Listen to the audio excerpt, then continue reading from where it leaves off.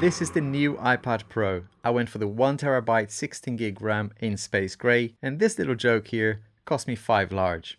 Let me explain. As a small YouTuber, it's really hard to compete for views, especially when it comes to sought after devices like the iPad Pro. So even a day can make a huge difference, and I'm not saying it's unfair. I think the big YouTube channels worked really hard for years to get to where they are today. They built a huge audience, and it's fair enough that Apple and other companies send the big channels their gear ahead of time. But as mere mortals and small YouTubers, we really rely on launch date being as smooth as possible. Like every YouTuber out there who is reviewing this iPad Pro, I was there on the Apple website the minute it was available for pre-order. For the iPad alone, I chucked the equivalent of $2,350 at this thing. Then the first blow as a small YouTube channel. The delivery date was a week after the delivery date in the US. Being here in Europe, in the UK, that's a disaster. A week in YouTube terms is like light years. So I was already resigned to the fact that I wasn't going to do an unboxing video. And then 2 weeks prior to delivery date, Apple announced willy-nilly that anyone can just walk up to a store and pick up the iPad Pro. So I was like, what the heck was the point of pre-ordering then? So I got thinking, do I cancel my order? Do I wait? So I stayed up last night until 1 AM trying to figure out how to reserve the iPad to go and pick it up. But no, not on the web page, you can't do that. So again, I gave up, and this morning I tried on the Apple Store app and I was able to reserve one. So I put down another $2,350 on it. And off I went to the store. On the way there, I also called my YouTube friend Patrick, who was having a right mare with his order as well. But I'll let him get onto that on his video, make sure to check it out. Basically, they had one left in stock, and it was this one. I'm relieved that I have it here, but yeah, hope you appreciate how hard it is for small channels to be able to find the extra time to do these videos, and I can't wait to create loads of videos on the iPad Pro. Today is just going to be a short video of me just unboxing it and showing you my first impressions, so please subscribe so you don't miss out on the content, and hit the bell too. Right, let's get on to my first impressions. I had a 2015 iPad Pro, and let me tell you, that thing was still going strong, but there's no way I'm really going to be able to really use that device productively. So for me to realistically use this for building my graphic design stuff or editing videos on it, I needed something a little bit more powerful. But the thing that we've all been saying in the tech community, and I've been saying in my recent iPad videos, we need pro apps. Otherwise, what is the point of having all this power in this device? And in my next video, I'll really show you how fast this thing can really go. I'll be editing a long format 4K video using the Thunderbolt connectivity, connecting it to external storage, using some footage from the iPad itself, and it's going to be fun. So make sure to subscribe. On the box itself, you get the usual paperwork,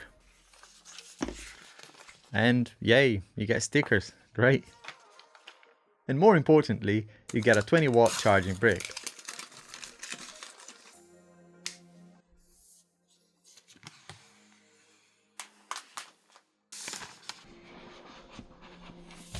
Wow, so the first thing you notice straight away is the incredible display. This mini LED, it's so bright, it looks so vibrant. The speakers sound really good as well for an iPad. Wow, that's amazing.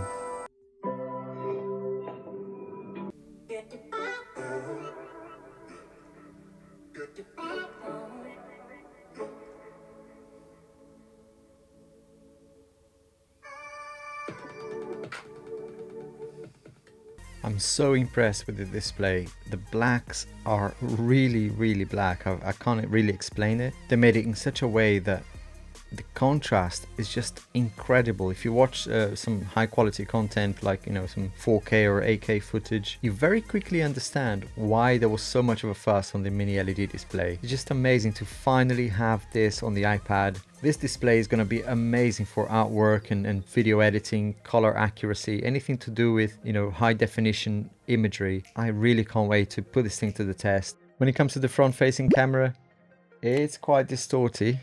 I can see what people are saying, especially around the corners. You get a little bit distorted. Yeah.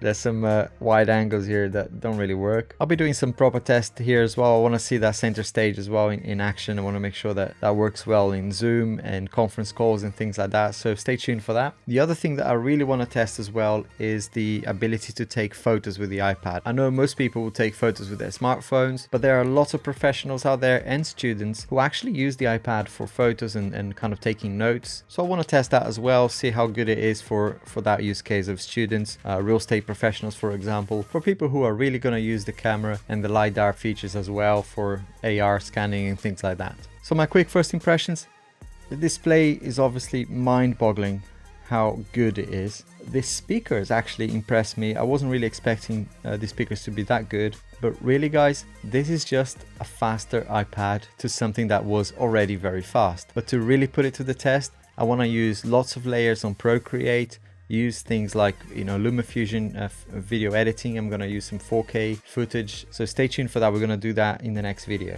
But for now, I'm just going to load it up with all the apps that I think will really push this device, and I'll see you and your smiling faces on the next one.